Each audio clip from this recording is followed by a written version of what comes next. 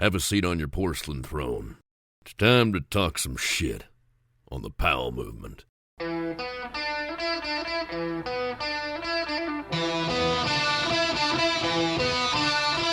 Welcome to the Powell movement.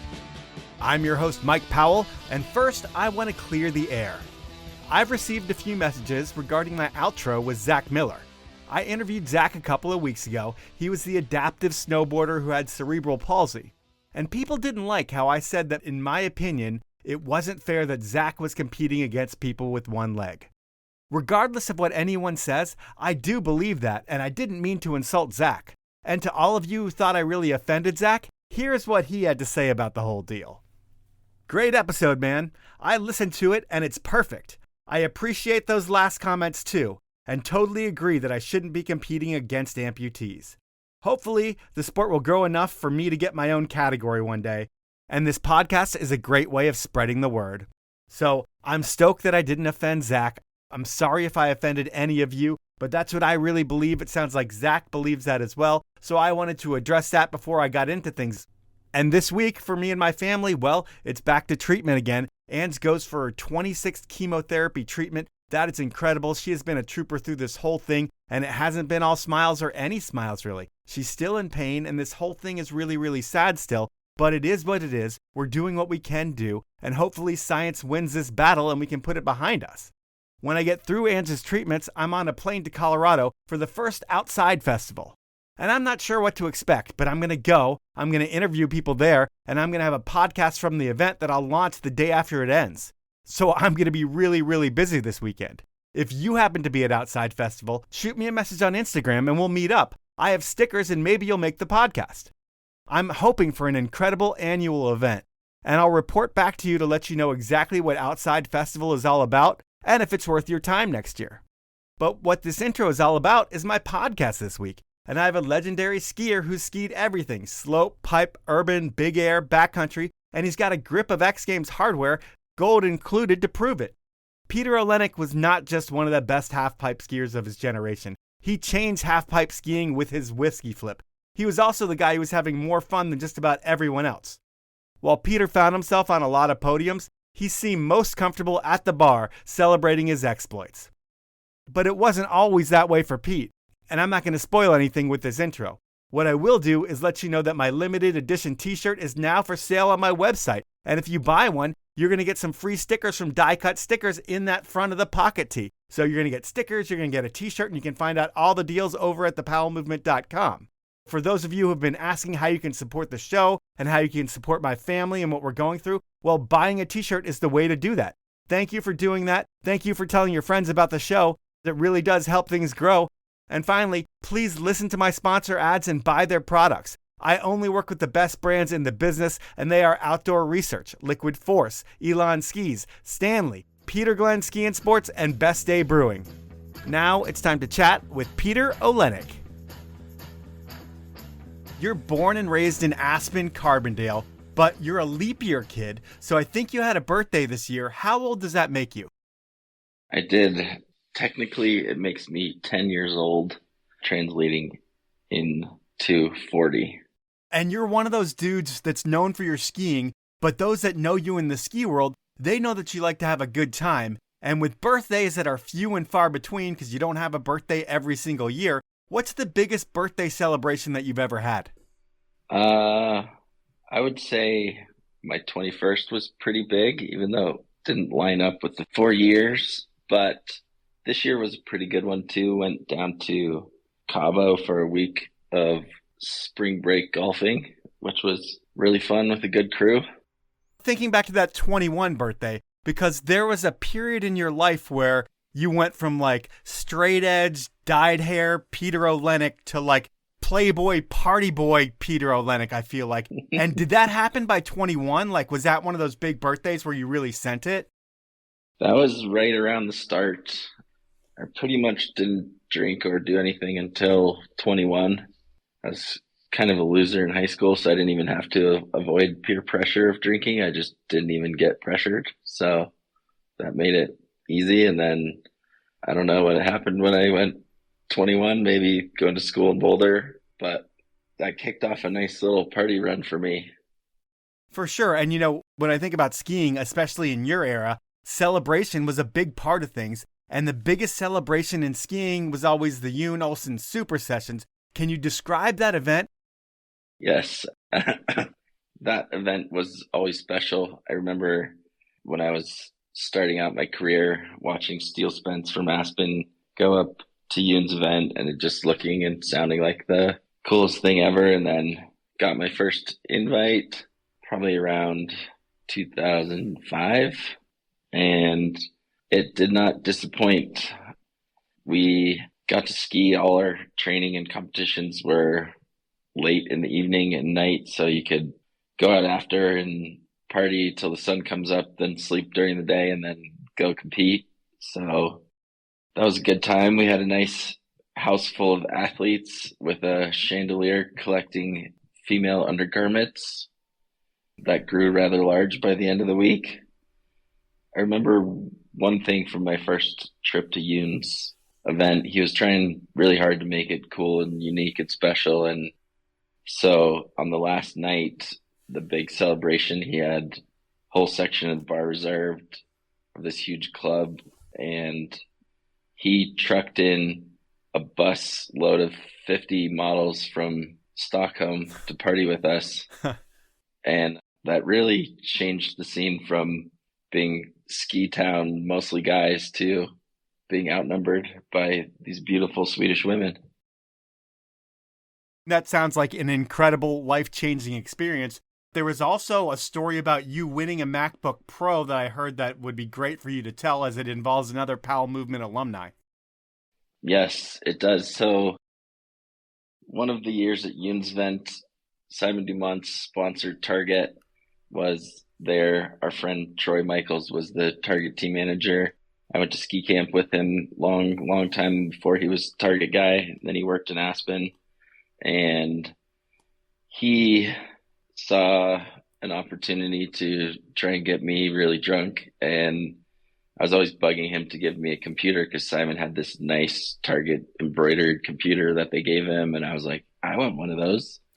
So he really made me earn it. And how I had to earn it was drink 2 bottles of vodka out of the tin of vodka when you order like bottle service and it comes in the tin with the ice. Yep. He just took the whole bottle of vodka, dumped it in the ice, and then poured like 6 Red Bull in it. And that was half of my drink for the night. I had to drink 2 of those by sunrise to earn my computer. And I remember sitting in a hot tub at like 6 a.m. with Troy trying to finish it. And I got it done. I don't think I skied very well the next day though. No, but you got yourself a laptop out of that one. And thinking about that, that was like the wildest event in skiing, it seemed like. I mean, you guys were given the keys to the city. They're trucking in girls. Like most events, they truck in snow. But for your event, they're trucking in girls so you guys can have the night of your lives.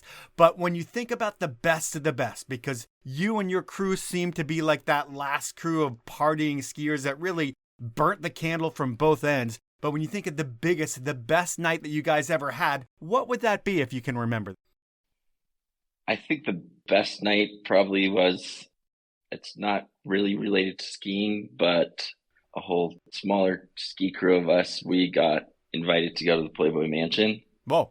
For one of their huge Playboy parties. We went to the Chocolate Factory one, and it was unbelievable. The Playboy Mansion itself is a spectacular venue, and you fill it with 800 girls barely clothed and open bar. I think within half an hour of being there, we were doing backflips off the grotto and Speedos into the water. We were the only guys under 25 there. Everyone was in their late 50s, 60s.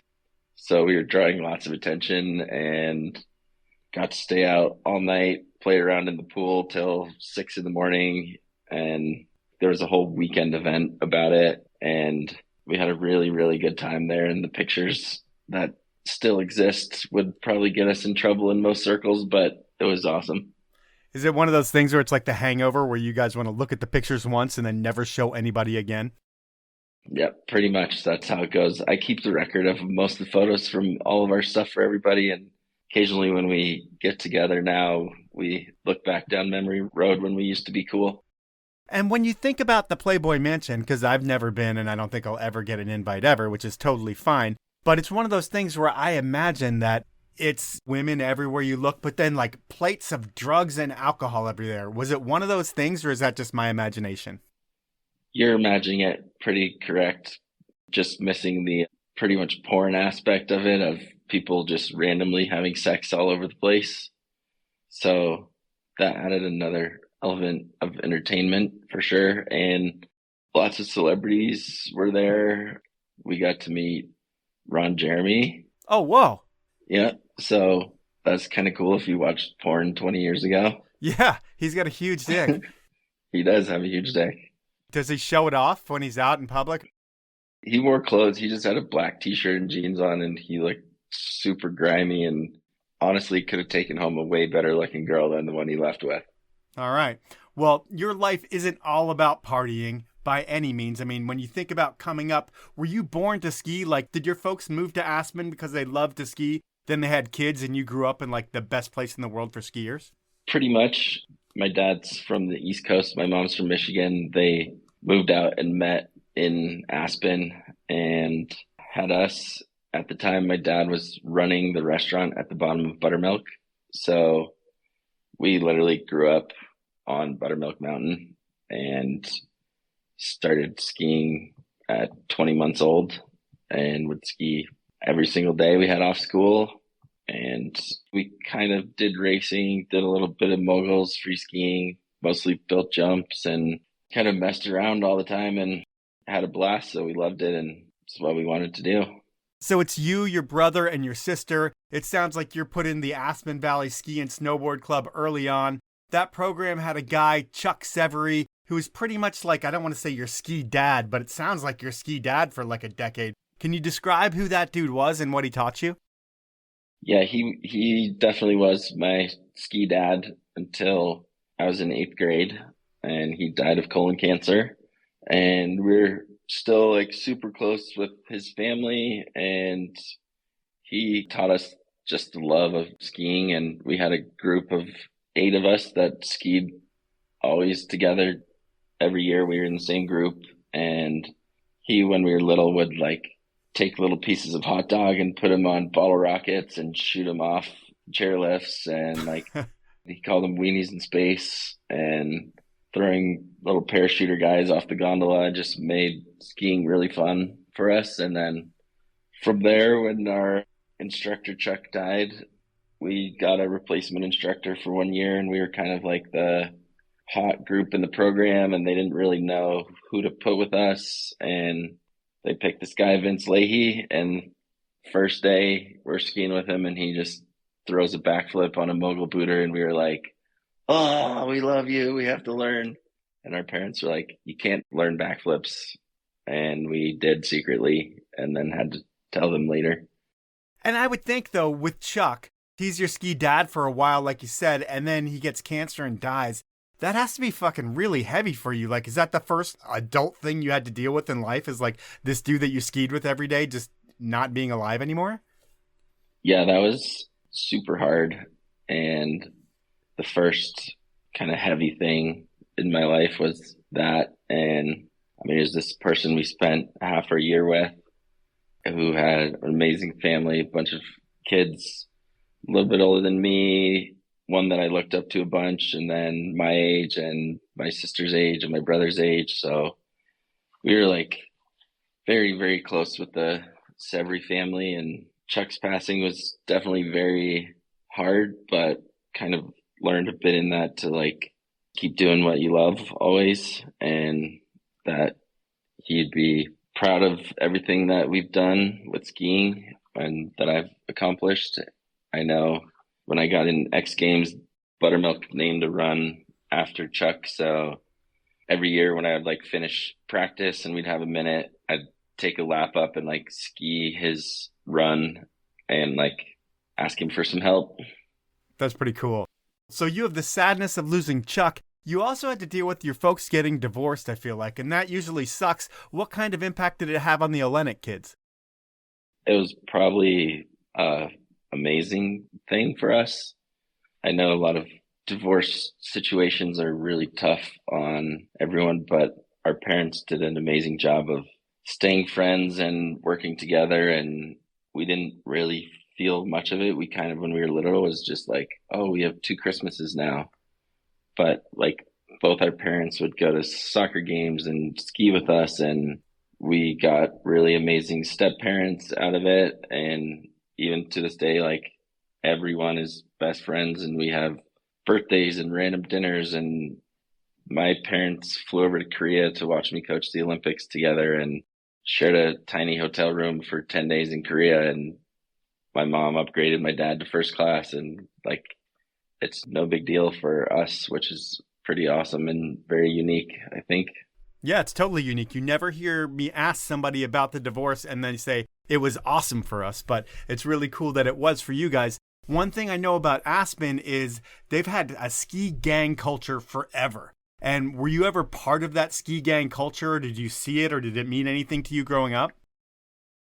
There's definitely this ski gang culture, and probably if you asked maybe Steele Spence what he called our group, we always called his group the Yellow Jackets, and they were a little more mogul and like a year older than our group was. And I think kind of because freestyle and park was so new and just getting started near the end of our high school, that not enough people were doing it to really separate into groups and different little posses and gangs.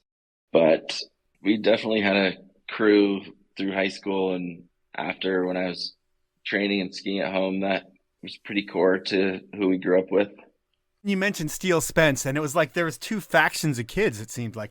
Your crew led by you and Steele's crew led by Steele. Were you guys never ever friendly growing up in Aspen? Was it always like a little bit of a rivalry between your guys' crews? Oh yeah, it was a huge rivalry between our crews, and Steele and I never got along. We always were trying to one up each other, and Steele kind of made it bigger first. And then one of my first trips with Level 1 to film, get the trip all booked, and they're like, oh, and you're gonna meet with Steele Spence and do some rails together. And I was like, fuck Steele. And then first day there was like our real first day, like talking and hanging out, and Steele's the nicest guy in the world, and I've loved Steele ever since. So I think we were just kids trying to one up each other, and first time we hung out was amazing. And it's funny because it seems like you're the kid that never has bad blood with anybody. Throughout your whole life and times, you've been like the good times guy, where even when you weren't partying, if anybody was shy or didn't want to hang out, you were always the guy to get people to get out of their shell and to kind of just make them have a good time. But was with Steele, was he like the only person you really ever butted heads with?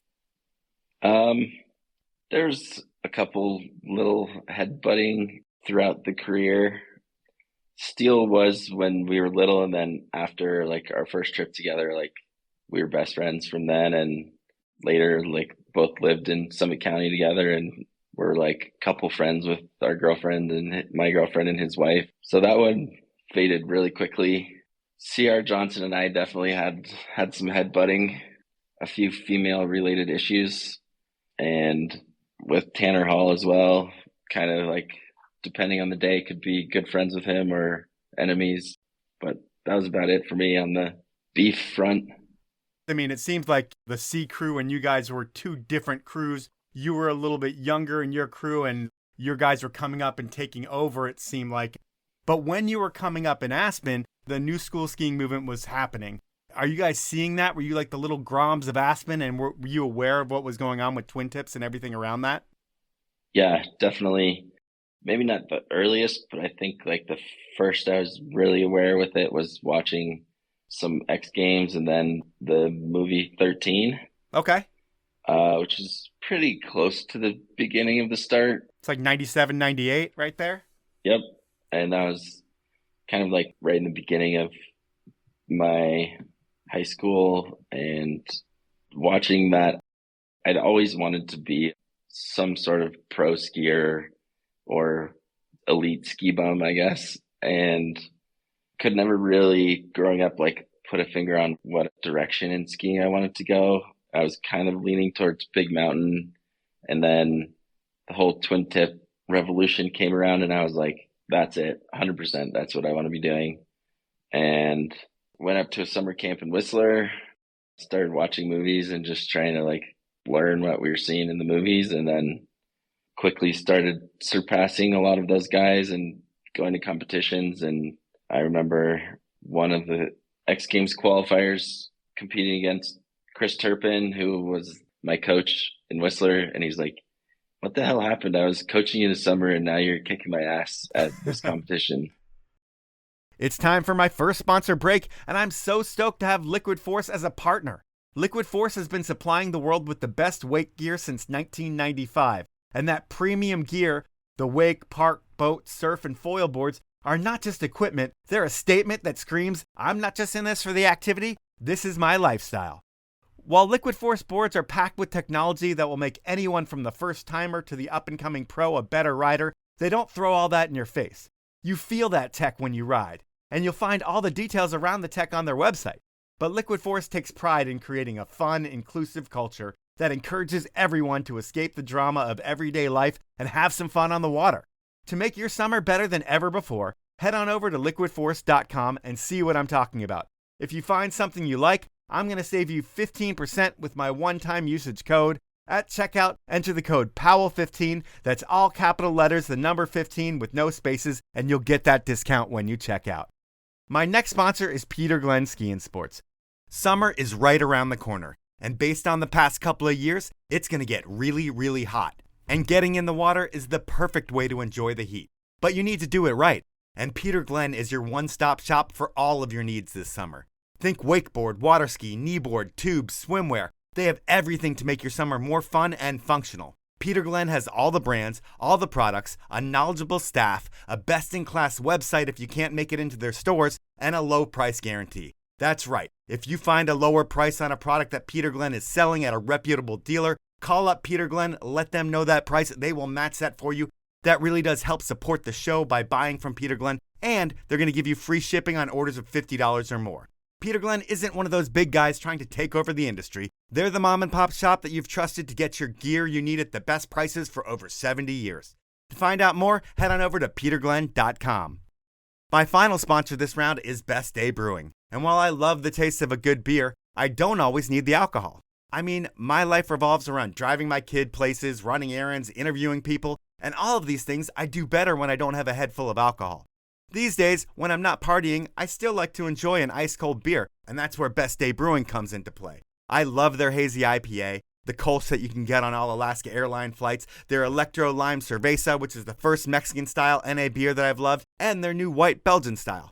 They're all just so amazing and have just as much flavor as any alcoholic beer you're going to find. And they average about 60 calories a beer, and they won't get you in trouble. That's when I'm not partying. And when I am partying, I mix in a few Best Days throughout the night, and I found that by doing that, I can stay out until last call. You should try it. To have the best day or night ever, head on over to bestdaybrewing.com and get 15% off your first order. And if you make that order over $50, we'll throw in free shipping. You can thank me later. Those are my sponsors. Now let's jump back into the podcast. Summer camp is like where everything is happening with the new school. It's like the pinnacle of everything. And all the players are there on the glacier in Whistler. And it's something that was expensive. And it's like your dad owns diners and runs restaurants and your mom's a nurse. So it's not like you guys have a ton of money coming in. And I think this is where Boogie Wineglass comes into play. And how did that dude have a huge impact on your ski career? We wanted to go to ski camp up in Whistler, and my parents are like, hey, you can go for one session. And we didn't want to just go for one session. And we wanted to do the last session and then compete in like the Whistler Open that they used to have up on the glacier. And that was another like $1,800 or something. So my parents were like, you guys can find the money, you can do it.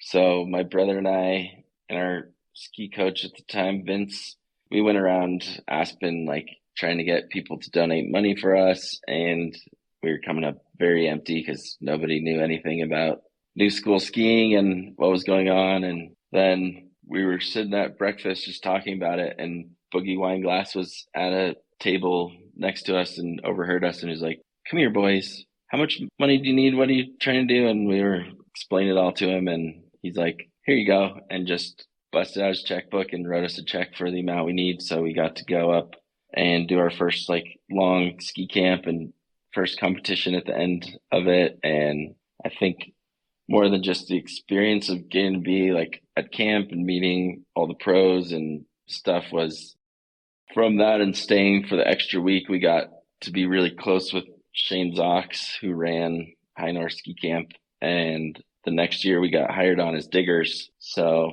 that gave us the ability to stay up in Whistler all summer, which really changed my whole career of getting to add that skiing. So Boogie Wineglass gets you to camp, and that really is the foundation that pretty much creates your whole ski career, because at that camp is where you're probably learning a different trick every single day because of all the talent that's at the camp. When you think of that first year, who are the people that inspire you? The first year, we were huge fans of JP Auclair and JF Cousin. Those guys really were living the life that we wanted to. And I was still like a very nerdy, straight edge kid, never had a girlfriend, big old dork. And I remember sitting at morning stretch one day, hearing JF and Mike Atkinson talk about how hungover they were and that they partied all night and taking these girls in the hot tub and like all this stuff. And I was like, it sounds like very rock star and awesome. And like, that's the life I want. And skiing is going to like get me there, and gave me a lot of motivation to work towards what those guys had and were experiencing in life. And is that one of those things where like you're that nerdy kid in high school and before high school, and you see these cool guys and you want to be these cool guys, and then skiing gives you an avenue to be that way? And once you realize that, is that kind of the stoke that you spread to everybody else? Like when you're coaching that kid who's super shy and doesn't want to talk to anybody, because that's kind of what I hear about you, is like the beauty of your coaching is when you get the super shy kid who doesn't want to talk at all, by the end of the season, this kid's totally out of his shell. He's going out, he's meeting girls and doing things. And is that just like what those guys taught you, is just how to live in the moment and enjoy everything? I think that's what I picked up the most from that. And in combination with skiing giving me this added confidence in life, which is what I've tried to help athletes I coach with, is I think confidence is one of the biggest things you can have in anything you do in life. You believe that you can do it. It makes doing it that much easier. So when it comes to cracking out of his shell as like a little dorky high schooler who doesn't have any friends and just wants to ski all the time, and you start surrounding yourself with similar people and building skills skiing that translate into more confidence in life, and you can like come off the hill after learning a big trick and you're like feeling really good. Now you can go talk to the pretty girl at the bar, and then that can go well and just can like help change all of your life and how you go through everything, is having confidence. And those coaches started giving me that confidence, and they all clearly had it. And it's just something I've carried with me.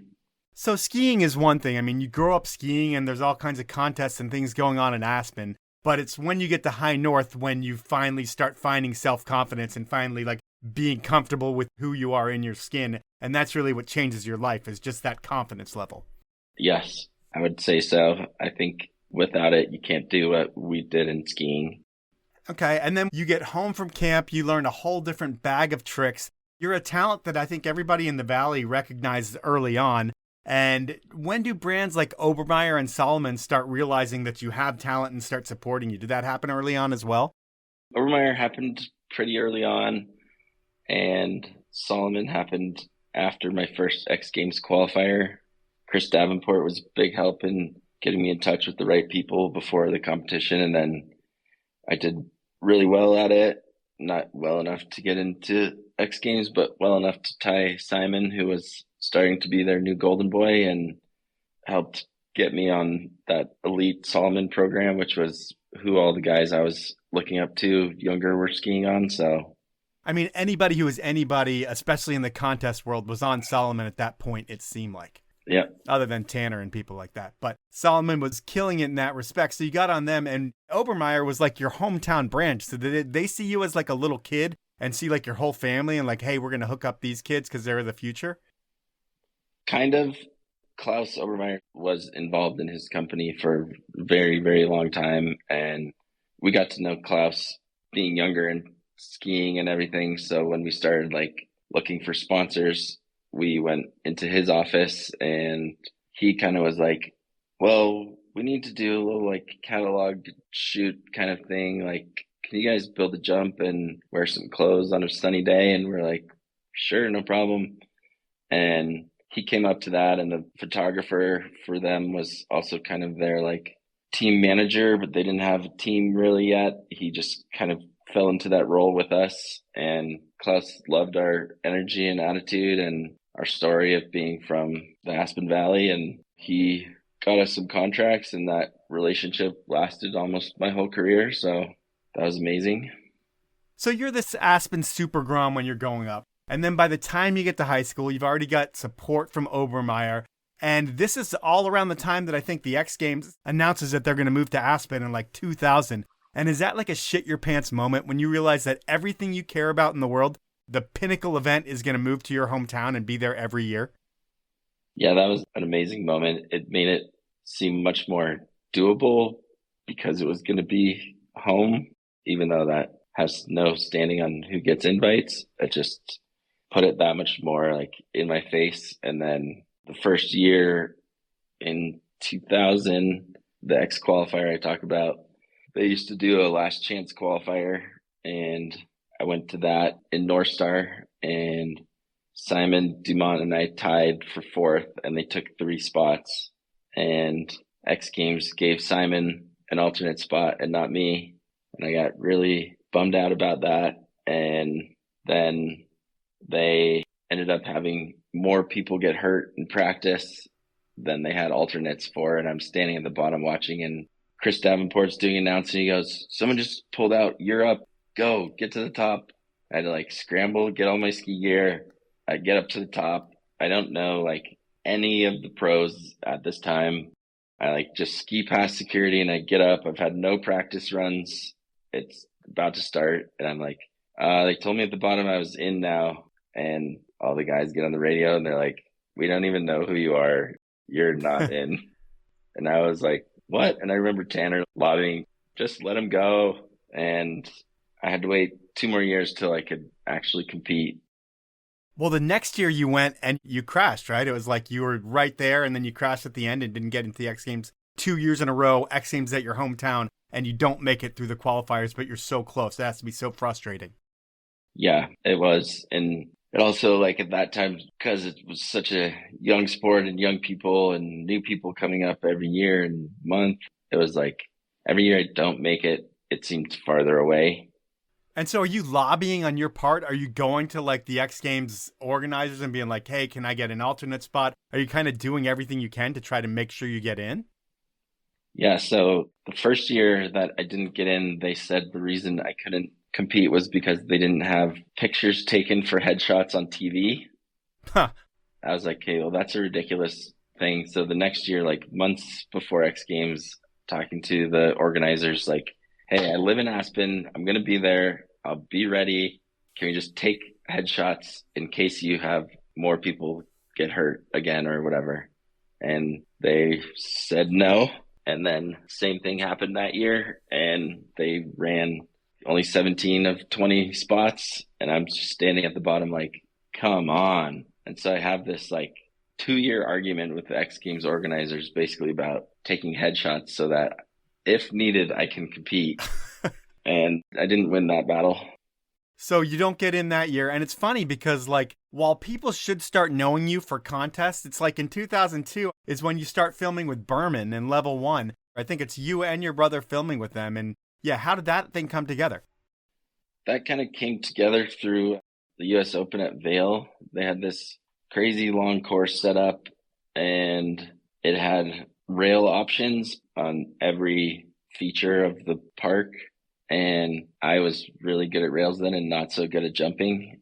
And I ended up fourth at US Open that year with only hitting 2 jumps because they were the mandatory 2, and I did rails on all the other jump options. I don't know if it was because it was creative or I did it well, or I don't really know, but I made it through all the qualifying to finals and then got fourth. And I think through that, Josh Berman reached out to me of wanting to go do this urban rail trip out east because I was like a rail kid then.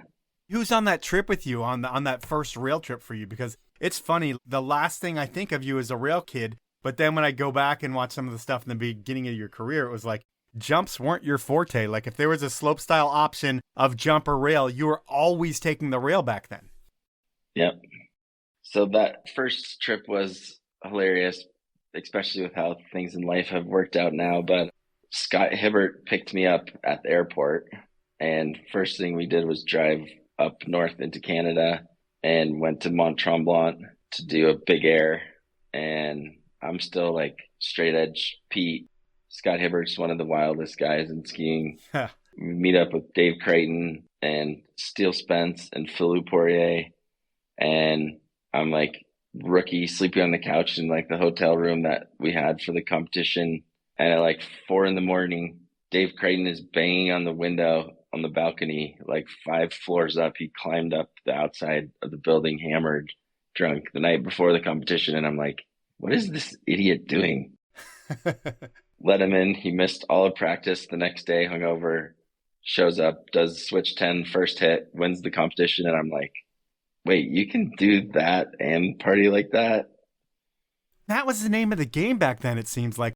Where today people will go and, people will party after finals. You know, they'll go out and have a good time. Back then, it seemed like if you were in town for a contest on a Wednesday, because the contest is going to be on Saturday, Sunday, there's going to be training days, you were going out Wednesday, Friday, Saturday, Sunday, like every night of the week, and still waking up and sending it in the contest. Like, there were more than 1 or 2 people that reeked like booze at the top of the start gate. Would that be fair to say?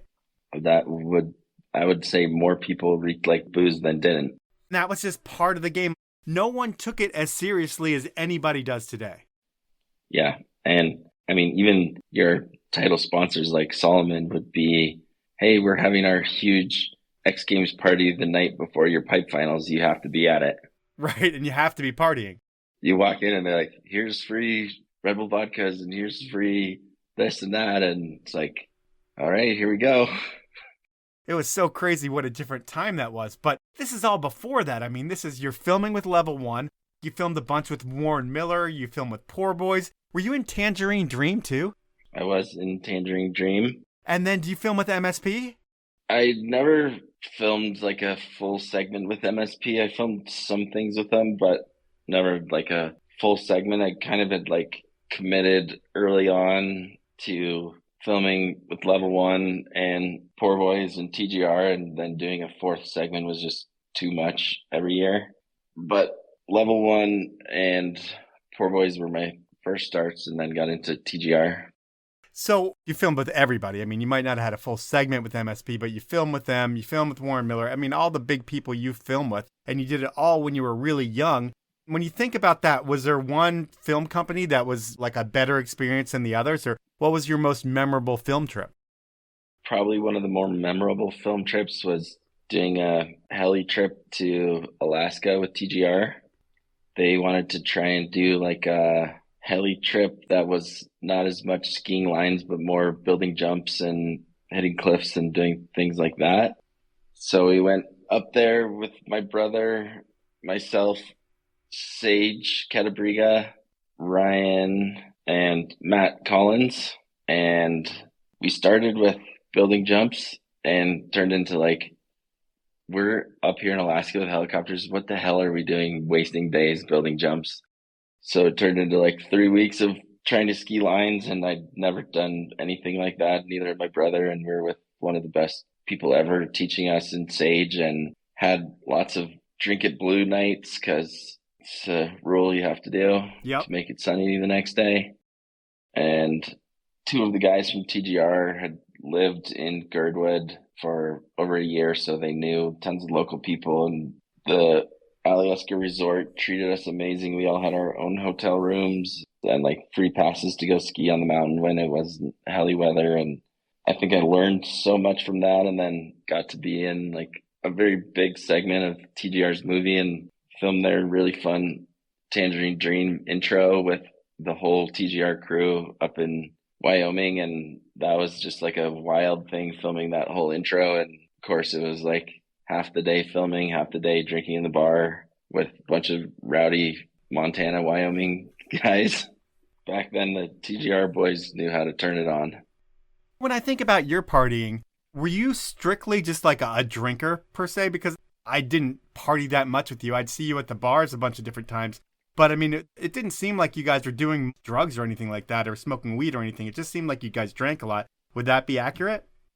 Yeah, I've never done anything, just drinking. And I think I've maybe smoked or eaten weed candy maybe 5 times in my life and never done anything else. I know like kind of our whole crew and partying was primarily just having a great time drinking and not needing anything else. It's time for my second round of sponsors, and Elan Skis doesn't need to sponsor this podcast in the summertime, but they do it because they understand the importance of cultivating the stories that make the snow industry what it is. So while they're cultivating stories off snow, on snow, Elan is building a cult following here in the US, and there are a few reasons for that. First is that the award-winning Ripstick line has proven time and again to make you a better skier. The reason why? Elan uses the best materials known to man, and that's no joke. This is the same Elan known for building award-winning luxury yachts, so there's never any cutting corners, and the fit and finish is better than anything else on the ski wall. Just look up and down and compare your Elans to anything else, and you'll see the difference. The second reason why Elan's selling more skis in the US is their Playmaker line. Yep, Elan has a line of twin tips that will go head-to-head with anything on the mountain. They're light, they're lively, and they're built better than any other twin tips on the wall. I'm skiing the 101, and it's been my daily driver for 2 years, and they're so much fun. Before you buy your next pair of skis, please demo a pair of Elans, or just head on over to elanskis.com, pick up a pair, and trust me, you're going to elevate your skiing experience.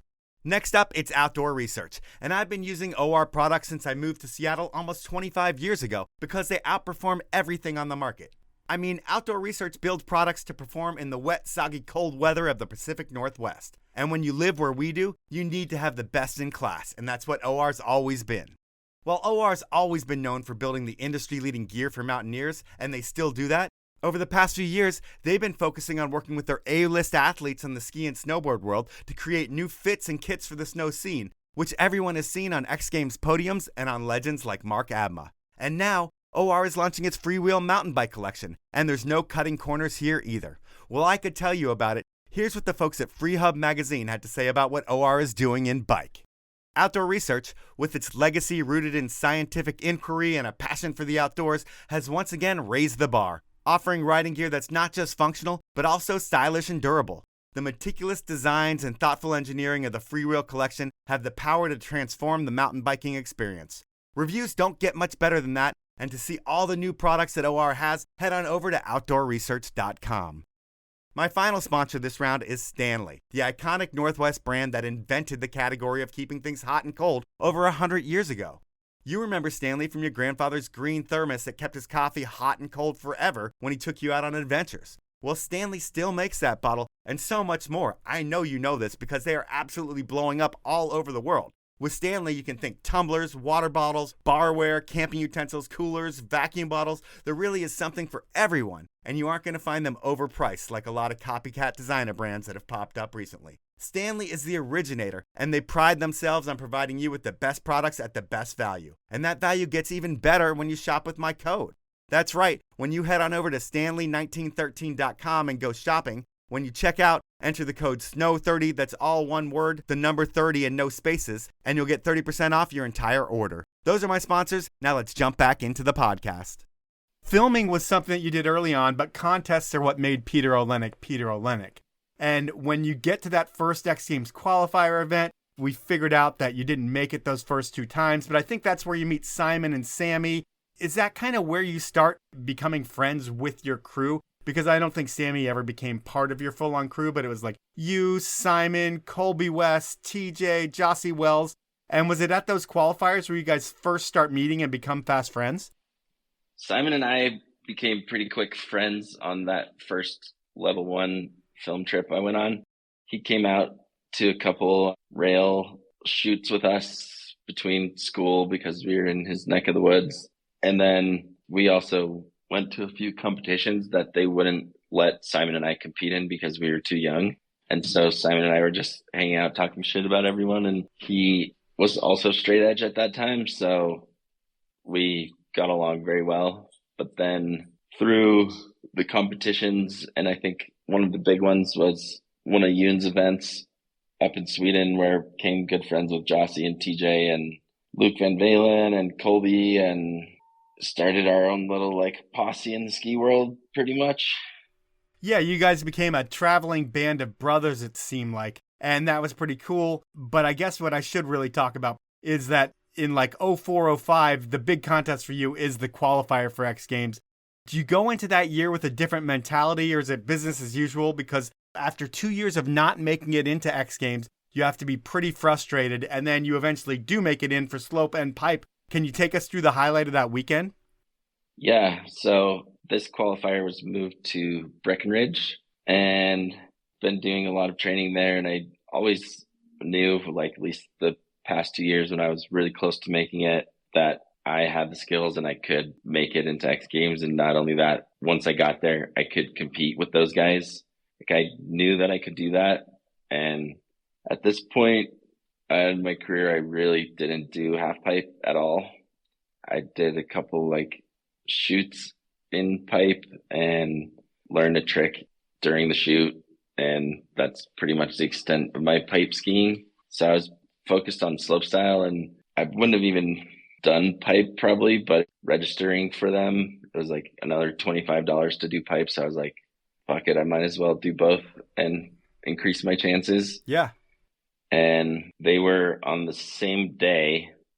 So we did slopestyle in the morning, and I qualified in slopestyle in second place, which got me a spot in X Games. So I'm just like ecstatic. I don't even care about anything else. Like I did it finally, and so fired up, going to pipe and carried that same energy. I think I learned 2 tricks in my run and ended up 4th in pipe, and they took 3 people, but one of the people was already in X Games, and that was Phil Bellinger, and he just did the comp to do it, I guess. So the first 3 spots, I got taken as the 3rd spot, and then got really scared because I was like, oh shit, I'm in half pipe at X Games.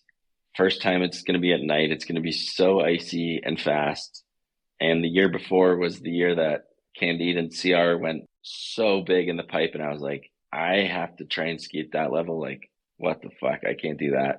And the next week was X Games, and I did a run in X Games that was more rails than everybody else was doing per my usual, and struggling with one long rail every time coming off early, and then one run in qualifying greased it, and one run in finals greased it, and ended up second in slopestyle to Tanner, Which is insane. which was my huge breakthrough. And like, I even look at the photo of me on the podium from then, and it's one of the coolest things because it's Tanner, me, then Yoon, which were like 2 of the biggest guys I'd look up to when I was younger. And it was like, damn, I'm standing here with those guys. Like, pretty awesome. Yeah, so I would think you go through X Games qualifiers, and it's got to be a relief that you get in the X Games. And then when you're standing on that podium with 2 of your heroes that are like at the biggest event in the world, and you're on that stage, it's almost got to be shocking to yourself. Like, while you knew you could compete with those guys, I'm sure you didn't think you were going to be standing in front of Yoon on a podium at X Games. And before you even compete, is there more pressure on you because you're the hometown kid and everybody wants to see you do well? Or is there no pressure on you because for you, all you wanted to do was make it in the X Games and you've achieved that goal? I think the main pressure for me that I was feeling was making it into finals at X Games. So like getting through X Games qualifiers was amazing. And then it was like, okay, now I got to focus and get into finals at X Games so that people like actually recognize, and they're not just like, oh, like random kid made it through, qualifiers and then gets last or whatever, can't compete with the big guys. And so I wanted to prove that I could do that. So once I qualified into finals at X Games, then I was pretty free and was like, okay, now I can just ski. And it worked really well. And I did probably the best run of all the 100 practice runs we got at X Games. The best run of all of them I did was in finals. So that was a very, very good feeling. And you're sitting down there and waiting for your score to come in. And I think I was like hovering around 6th or 7th in finals the whole time, and then did the same run just so much better, and score came through and I was in second. I was like, holy shit. That's amazing. And then you go into pipe and no one expects anything from you in pipe either. You probably don't expect anything from yourself. And you end up taking 3rd in pipe, which has to be mind-blowing. What was that podium? Yeah, I was trying not to die in pipe pretty much. And I didn't have many tricks, and I did 2 runs with the tricks I could do. And I think I was like around 7th. And I was like talking to my brother who was at the top of the pipe coaching me. And I was like, well, I'm not going to do any better with this run that I'm doing. So let's try and learn a 900 in my run. And landed the first one and adding the 9 to my run, and wow factor bumped me in, and I was in first. And I had to watch like 7 more people go sitting in first.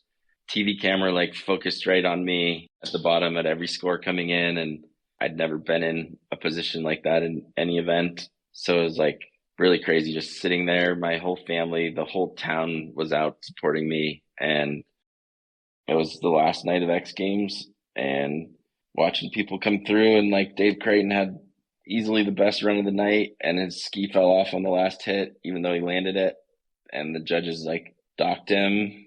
And so that was like, whew, dodged a bullet. And then someone else fell, and I just kept staying on top. And then Simon and Tanner were the other 2 I was on the podium with. And I believe Simon won, then Tanner, then me. That photo has got to be a really important photo for you. But thinking about, like, you came up during the Simon and Tanner, I won't say battles because they really weren't battling each other, but the media made it out to be that way. But you came up during that. And when you have Simon, Tanner, TJ, Jossie, Colby, all these talents, anyone can take first place at any time. Is that almost frustrating for you, knowing going in that you have to have a perfect run to stand on top of the podium, and 9 out of 10 times you're not going to stand on top of the podium because your best friends are, I don't want to say better than you because it's all judgmental there, but they're having a better run than you, and it's really tough to stand on top of that podium? Was that frustrating knowing that happened almost every contest you were at? It was, and it wasn't at the same time, because all the times that they beat me or I wasn't on the podium was usually all on me. It was never like a feeling of like, I'm not as good as Tanner and Simon and Jossie and whoever was above me on the podium. It was like, I messed this trick up, and if I didn't, I would be on the podium with them also. And I kind of wasn't as consistent as like Simon and Tanner were. So I was kind of like pushing what tricks could be done instead, and trying to have the like, oh, if I land this run, I'm going to win mentality. And for me, that's how it always was. Once I got in finals, was like, I don't care about 4th, 5th, any of that. Like, I'm going to get last, or I'm going to have a shot to win. And the times that I landed those good runs, I did, and was there on the podium with them or in front of them. And the times that I didn't, I walked away from and got to try again. So that was a little bit of my mentality. And I think me as a person, I was not nearly as competitive as Simon and Tanner were. Like, if Simon didn't win, life was over. And for me, I was like, oh, I got 3rd. That's pretty good still. Yeah, you had the Colby mentality of you're happy to be there and you did well, where Simon was like, fuck, if I got 2nd, I'm the first loser, and that sucks. Yep. So totally different mindset. And after that first X Games, you get 2 medals. You're the talk of the ski industry. Confidence has to be at an all-time high. Everything is going your way. And I would think this is when brands really want to come to you. And I think this is when you eventually sign with Salomon and you get part of their team and there's some money there. Eventually you make a move to Nordica. And what other brands sign you? Like when you think about the best years of your career, who is paying you to ski? Monster was a huge sponsor for me, and I was one of their first athletes like ever signed in any sport. When you say huge sponsor, is that like a $50,000 deal with Monster? Yeah, it was a multi-year deal for like, I think it was like 50, 60, 70 for 3 years with Victory schedule. So that blows anything else you have out of the water. Like, I mean, your ski Yeah. contract is going to be half of what Monster is going to pay you. Yeah, exactly. So you got Monster, you've got Salomon, then Nordica. Who else is paying you? I had Obermeyer, and then for a while I had Giro and Smith, then switched to just Giro when they started making goggles. And Aspen Snowmass was a huge supporter of me always my whole career. And those are the big main ones, I think. General Snooze for a year was awesome. When you get paid by a nicotine brand, do they pay you a shit ton of money? For what we had to do for them, it was a shit ton of money. They had rules with being able to sponsor athletes because they're nicotine. So I just had to like create a blog basically that I didn't even really have to update or anything. And they'd pay advertising dollars on the blog was how they snuck around that.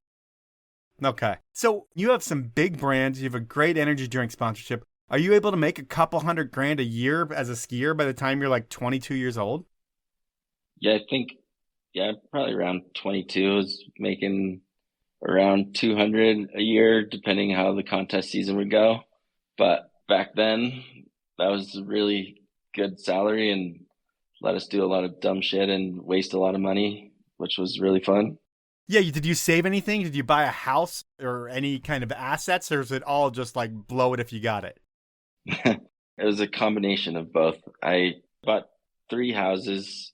Oh, wow. One of them, though, like I sold one and bought another one. So I bought 2 houses, which I still currently have, and invested in stock and had smart parents and people helping me with things. And then the rest went to like either dumb pranks on people or buying stuff we didn't need and ordering rounds of 100 shots in a bar when there's 10 of us. Like we did that all the time, and it was like, why would we order 100 shots? Well, I want to know what you spent on a prank. Like, what was your biggest, most extravagant prank that you played on somebody? Simon and I had a little war going for a while. It started by me putting his phone number online and telling everyone to wish him happy birthday. And so he got like 500 phone calls in one day. That's funny. And he went back and filled my entire bedroom with 30,000 tacks. And I was really smart. I bought a big magnet from the hardware store and just sucked them all up like a piece of cake. Yeah. But he hid some like under my shoe beds and like in parts of my hat. So I put a hat on and get stabbed in the forehead. I was finding pins for a very, very long time. We used to also just go into each other's hotel rooms and rent a bunch of movies. Like all the porn. So you're just wasting money, but wasting each other's money. Yeah. Credit card roulette was probably our biggest expense thing when you would lose those. What was the most you lost in credit card roulette? I think I lost 1,800 at Sushi Village one night. Holy crap. Yeah.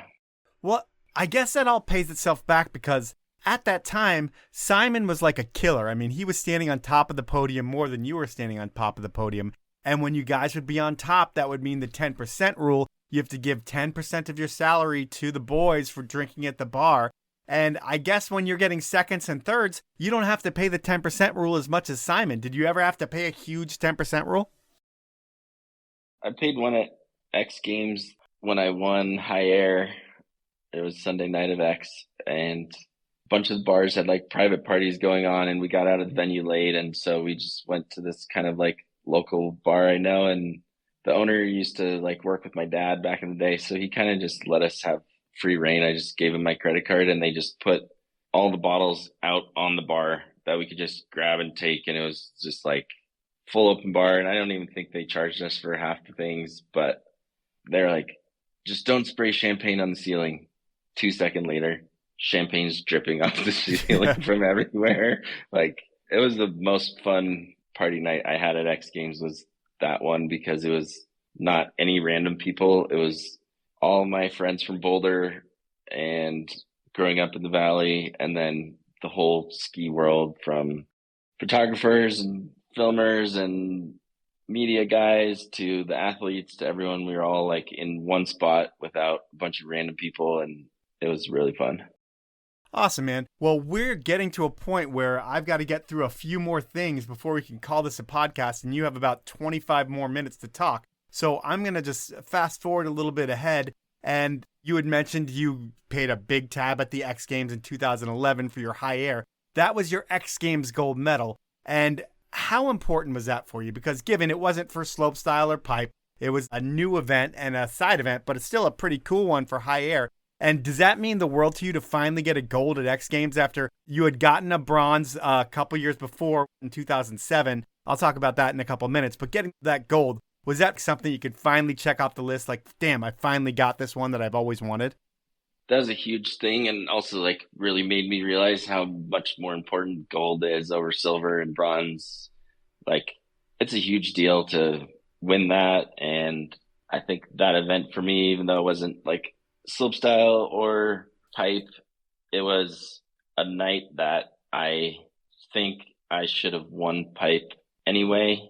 And I crashed all 3 runs, so I shouldn't have won. But I had the ability that year to win every contest the whole year, because I was doing 2 different doubles when people were just starting to do one, and was going huge and had all the elements of my run like very perfect, and fell on like the easiest trick in my run on my 3rd run in pipe. So I was like furious. I landed on my stomach on an alley flat spin on the deck just from like catching an edge and buckling, and was like so furious going into high air that I didn't even do any warm up for it. I just went with where I was going for the pipe comp and just kept going faster and faster. And it was such a fast event. Like, as soon as you get to the bottom on a snowmobile back to the top, that I had really no clue where I was standing in it until like my second to last one. And my brother's like, you know, you're winning this, right? I'm like, what?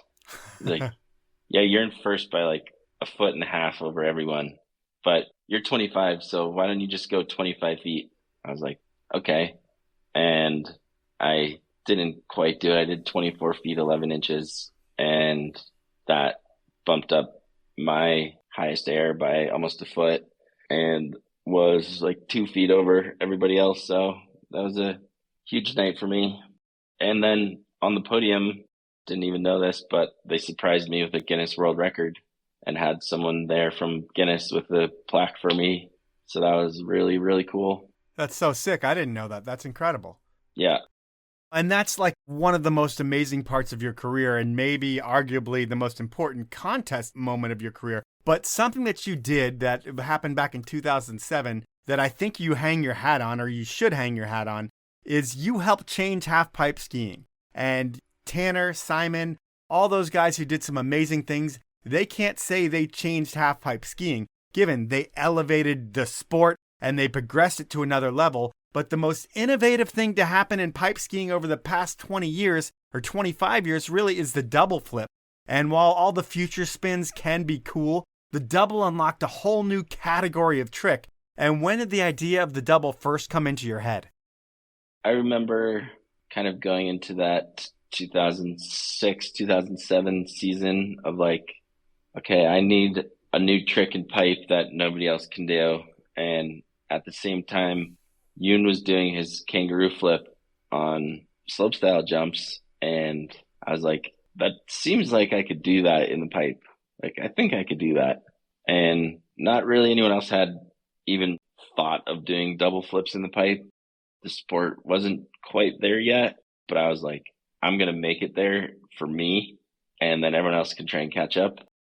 So early season, it was a nice day at Breck, and I kind of like knew I was going to do it the day before and we didn't have airbags or water ramp, nothing. It was like, okay, it's December, 5 degrees out in Breck. Let's try a double flip.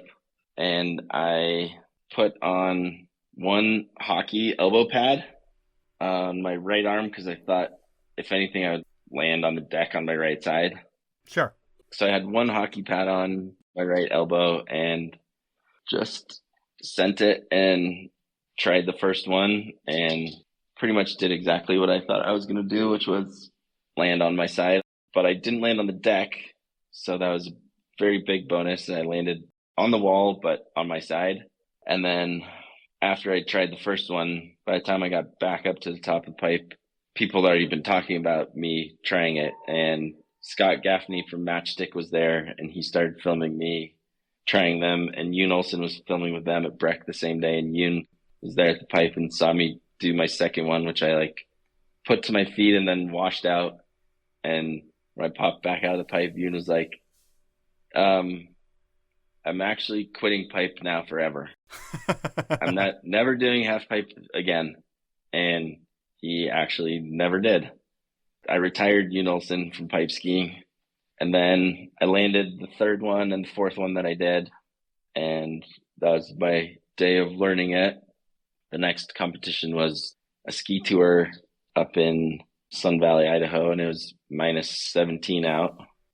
And the pipe was in the shade the whole time, so it was really soft. And it was the first ones I was doing in contest. And I landed one or two maybe in competition, and then went to X Games, landed in X Games, had a little bobble in my run somewhere else, but ended up third from doing the double flip. And for like 2 years of pipe skiing, I was the only one who could do it. So you had that trick that separated you from everybody else that should put you on the podium everywhere you go. And it comes with the name Whiskey Flip, which couldn't be more perfect for you because everybody knows you as a dude who likes to party. So it was pretty incredible that it was named that. And then you got a bronze there. We talked about you getting the gold in 2011. When 2012 comes around, this is when everybody's thinking about the Olympics because they are coming into play. And you definitely have a shot at making the Olympic team. You're training, I want to say, in Utah. And you were there when Sarah Burke got injured and eventually passed away. You weren't there when she died, of course. You were, I think, in Killington. But can you talk about the impact that she had on your life? Because I think you're on those early Solomon teams with her. And she was just one of those people that really had an impact on anybody that she talked to. Yes, she was a very, very special human to a lot of people and brightened everyone's day always. And I was with her on her tragic day, and that was the hardest thing I've ever gone through in life still to this day. We had a training camp in Park City with Monster with an airbag, and Sarah wanted to learn or perfect her alley flat spins in the pipe. And so she was doing some on the bag, and I was working on a right side double 12, and Sarah was talking to me like the whole camp of like, can you help me with this trick? And, you know, you could do it super well and easy. So like, can you kind of show me and teach me? And helped her on the bag a bit. And then she was ready to take it to snow. First one she did on snow, she landed like low and a little bit sketchy and like almost caught her downhill edge. And I was basically straight across the pipe from where she was doing it. And I wanted to like stop her on her hike up and like tell her what to do. And like, if that happens again, just like keep your weight uphill so you don't catch your downhill edge. And then I dropped in and she'd already hiked up past where I was, and I didn't get to like explain that to her. And the next one she did, she landed low again, caught her downhill edge, straight whip right to her shoulder and head, and instantly knocked out. And my first thought was, oh my God, she just broke her collarbone right before X Games. Like, this is horrible. And drop into the pipe, see if she's okay. And a bunch of us got there like pretty quick, and she's completely non-responsive. And none of us really knew what to do as we're like waiting for patrol to come. And I'd later in my coaching life taken first aid and wilderness safety classes, and wish I knew that stuff then. Whether it would have helped or not, never know. But we kind of were just like standing there, and Sarah's face down, not moving, not breathing, nothing. And patrol got there and like rolled her over, and her eyes were in the back of her head, and she was pale white, and they couldn't find the pulse. All of us just kind of like stepped back, hugging each other, crying. They got a pulse back from her when they got her in the patrol shack and brought her to the hospital. And we spent, I think, 6 or 7 days with her in the hospital afterwards. And Rory flew in and her family. And then we all went up to Killington for the next competition. And I remember watching women's slopestyle and getting the call that she'd passed away, and nobody else really knew. And they were doing an announcement later in the day, and we had to like hold it in so the like couple of us that were there in Park City with her like found each other, and we're like this sad group of people hugging and crying. And I don't think any of us really were able to compete that next day. And we did a huge memorial for her at X Games and a candlelit ski down, and she meant a lot to the world and a lot to me and all of our generation of skiers, and to female skiers still coming up today. Like, she's the biggest icon. I mean, there was a huge loss for everybody in the whole industry, her family, Rory, and everything. That was terrible. Does that kind of ruin skiing for you after that? Just seeing that you're getting a little bit older, the tricks are taking it to another level. Does all of that stuff combined make you start hating skiing, or does that happen after you hurt your knee? It's kind of a combination of it all happening at once. Having a hurt knee, I couldn't ski for fun anymore. It was just like show up, compete, not do well, have to rest for 2 weeks to compete again. So skiing got really not fun for me. And then watching that happen to Sarah, who's like one of the best athletes in the world, and taking a fall that I've taken a bunch, I've watched people take 100 times. It takes that kind of like, oh, this won't ever happen to me, and puts it like right in your face. And it really freaked me out mentally, and I couldn't elevate to the level I needed to after that. So it really took away from all the joy that I always found in skiing. And one of my favorite things was like learning new tricks and progressing. And once I was scared, then I couldn't even do that. And so it was like all over for me. How does like the pro ski career come to an end? Do all your sponsors drop you? Do you call them and end it with them? How does it really end for you?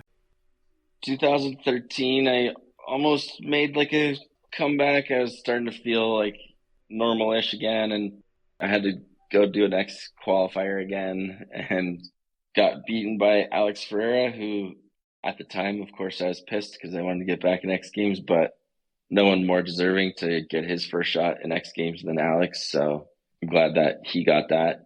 And then for me, like as that season started winding down, I went on a trip with Monster way up into northern BC with TJ Schiller, who was one of my best friends, and just talking one night about how I was not enjoying skiing anymore and lost sponsors and felt like I was sinking. And through talking with him one night, I was like, yeah, I'm done. I'm going to retire right now. This is it. He was like, really? I was like, yep. And the next day I called up a guy from Red Bull I knew was doing like a camp in Aspen, and got hired on to coach the camp. And that kind of put me right into my next career. And your next career is coaching, and you coach the South Koreans, you've coached at Aspen, you've coached Red Bull athletes, and we don't have time to talk about any of your coaching other than to say that you pulled the best out of your athletes and seemed to instill self-confidence in them that they never thought they had. And I think it's just because of your personality of you being the good times guy. And we talked about kind of how that developed at High North Ski Camp and you seeing the good times guys back then. But the one thing about coaching that I have to ask you about is in South Korea, you're at the Olympics. You guys have a rental car. What happened to that rental car? Oh, this is a good story to end on. Yeah, so South Korea, as a country, they're very strict on a lot of things. Even though people like drinking beer and going out there, they're still like pretty strict on stuff. And the athlete village at the Korea Olympics was a dry village. Oh, lame. Supposed to be a dry village. not too hard to sneak alcohol in. And kind of in between the athlete village and the venue that we were competing at was the Red Bull house they rented and had parties at every night, and was kind of like the spot everybody went. And being with the host nation, I had access to a car. Most people at the Olympics, you're riding the buses around and stuck in the athletes thing, but I had a van. So after the event, took it with some people up to the Red Bull party, and then was just going to leave it there and go retrieve it the next morning. And we party so long, and everyone is there. It's like the last ski events are done. Have a amazing, crazy night. Have no idea how I get home, and wake up the next day and I'm like, okay, I got to go get the car. And I have the car keys. I'm like, okay, well, that's step one. I didn't lose the car keys last night. That's good. So I take a shuttle to the Red Bull house, and the car's not where I parked it. I'm like, oh God. Is it in a tow zone? I can't read the Korean signs. I'm like, oh my God. And my team's like, can we take the car to go do this? I'm like, no, use the button. You got to go with other athletes, be part of the Olympics. Don't be separate. Just covering my own ass, and wander around the athlete village parking for hours. Can't find the car anywhere. I'm like, what the hell happened to the car? And 2 days later, I find the car, and what had happened was one of the Wells brothers, who wasn't drinking that night, drove a big crew of us home that I didn't even remember any part of that. And he like put the keys in my pocket and parked it somewhere else that I didn't know. But if I wouldn't have run into him, I still would have no idea where that car is. Oh, man, that's so funny. And it's funny that you said that we would end the podcast on this great story, because I end the podcast on something totally different, something that I call Inappropriate Questions. And this is where I get someone that you know to ask 3 questions, and they can be anything. I was able to get one of your traveling band of brothers to ask the questions, a guy who has a ton of talent on snow, but even more talent off snow. I'm talking about Colby James West. And are you ready for question number 1 from Colby? I'm ready for question number 1. Hey, PD. Colby James West here. If you could take back one thing that you did while we were partying on the road, what would that be and why? There you go.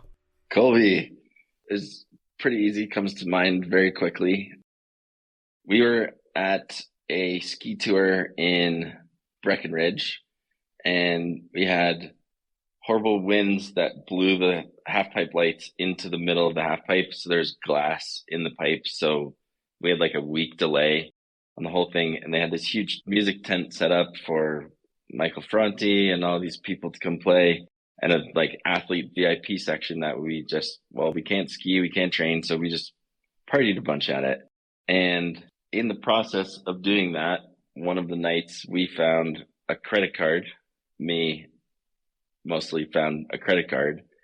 And I'd known in my past, I'd had times like, oh, I left my card in the bar, and I just like called Visa and canceled it. It was like, my card's in Sweden, I'm never getting back, canceled my credit card. So I was like, oh, we could maybe use this card at the bar one night. And we did, and got caught on security camera, and the card happened to belong to one of the event organizers. Her personal credit card. So she was very offended that we did that, as well as it's very illegal. And I had to give back my entire prize winning from that event, which was $15,000. So I kind of always joked that I didn't do a 10% night, I did a 100% night. And did they not press any charges or anything? Is that part of your $15,000 as you got off scot-free, just like embarrassed? Yep, which was very nice of them. And it wasn't meant to be malicious. I thought when we used it that it would maybe be just, they'd already canceled the card and it would just sit behind the bar. But that's not what happened. Also, not a cool move either way, but I would take that back for sure. Colby got some good free drinks out of that night, though. I'm sure a lot of people did. Let's go to his question number 2. What's it feel like being on top of the world, winning a bunch of X Games medals, and then having to go back to school? Did it suck? Was there a reality check when you had to go back to school? There definitely was, and we made money in skiing, but not enough to be retired forever. And I'd done coaching enough and decided last year to go to commercial pilot school, which has been the last year of my life, every day, 7 days a week, studying and flying. And I was not the best student when I was a student. So coming back to that 25 years later has been a huge challenge, but it's also been really, really good having a new purpose and like making my brain work and doing something I don't know. Like I know skiing the back of my hand, and this is completely new to me. So it's really cool to learn. It's also important stuff to learn when you're flying. You got to know things so you don't die. So the motivation to learn is pretty good. All right, so maybe all of us will have Peter Olenick flying one of our commercial flights somewhere to go ski in the future. Let's go with Colby's last inappropriate question, and here it is. I think it's a short one. What's the most embarrassing time that you broke one of your wrists? Like, what were you doing? The most embarrassing one would have to be getting jumped in Whistler, going up for summer camp one year. First night being there, it also happened to be a week after getting out of a cast I broke earlier in the winter, and went to Earl's, nice, good family establishment in Whistler. Yep. And one of the cooks, I had spent all of Tellus Festival sleeping with his girlfriend, and he apparently didn't like that very much.